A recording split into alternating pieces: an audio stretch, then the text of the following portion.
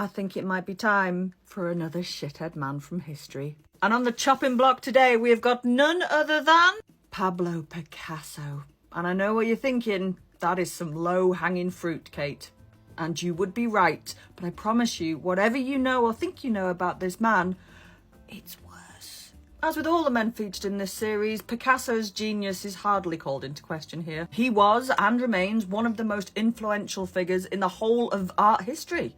Not to mention one of the most expensive. His painting La Femme d'Alger sold in 2015 for $179.4 million. So you don't get many of them to the pound, do you? But what was he like to live with? Well, according to almost every source available on the subject, absolutely fucking diabolical. According to a 2001 memoir by his granddaughter Marina, Picasso needed blood to sign each of his paintings. He needed my father's, my brother's, my mother's, my grandmother's, and mine. He needed the blood of those who loved him. And as you might imagine, this story is going to get pretty dark. We're going to be covering themes of domestic abuse, sexual abuse, and suicide. And that's just a start.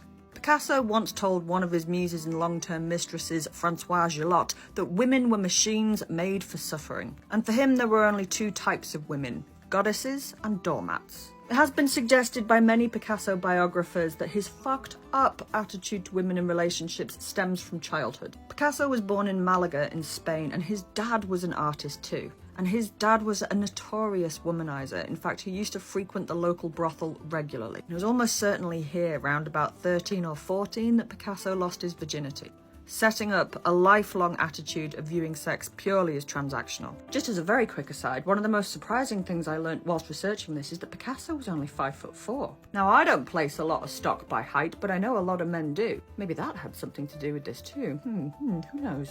His first big love is this woman, Fernande Olivia, who he meets in 1904. Things become very intense very quickly. He obsessively paints her, and they do stay together for about 7 years, during which time he is unfaithful constantly, all of the time. He's even unfaithful to the people he's being unfaithful with.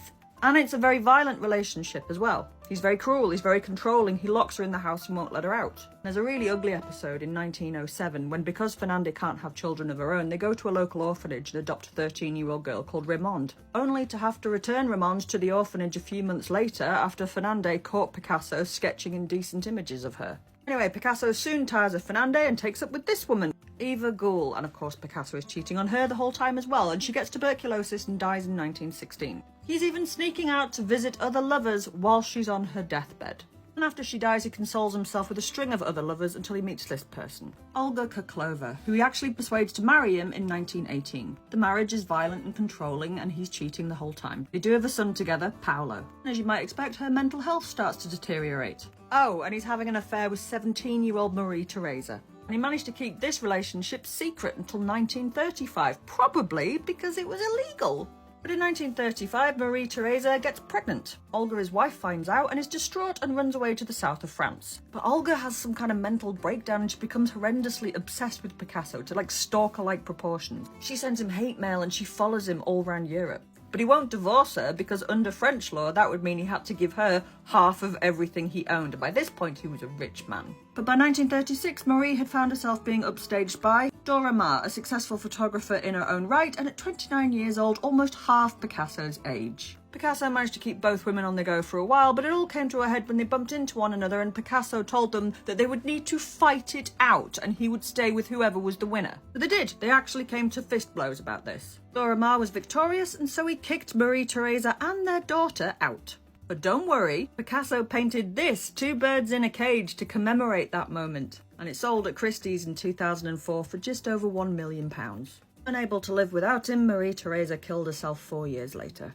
In 1943, Dora found out that Picasso was having an affair with this woman, 21-year-old Françoise Gillotte. Dora experienced a severe psychiatric collapse and never fully recovered. François and Picasso live in the south of France, but his wife, do you remember her? Olga, the one he wouldn't divorce, yeah, she decides to live really close to them and would often break into their home and attack François.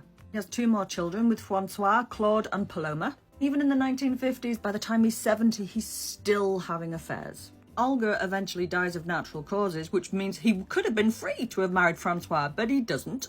They break up and Picasso decides he's going to use his considerable influence to try and sabotage her art career. He contacts art galleries and agents and basically blacklists her. All the while, he's shacked up with this woman, 26-year-old Jacqueline Roque. He did marry her in 1961, but he was constantly having affairs and constantly playing away, and it was a violent relationship. Picasso is getting frailer and frailer. Jacqueline starts to become more and more controlling and eventually keeps his family away from him. When Picasso died in 1973, Jacqueline wouldn't let his children and grandchildren attend the funeral. In response, Picasso's grandson, Pablito, killed himself, and his son, Paolo, sank into a terrible depression and eventually died of alcoholism. Jacqueline became severely mentally unwell after Picasso's death. For years after, she would lock herself in dark rooms and talk to photographs of him. Eventually, she killed herself as well. She shot herself with Picasso's gun. His granddaughter, Marina, said that he crushed women into his canvas, and once they were bled dry, he would dispose of them. His lover, Dora Maar, once told Picasso, "You might be an extraordinary artist, but morally speaking, you are worthless."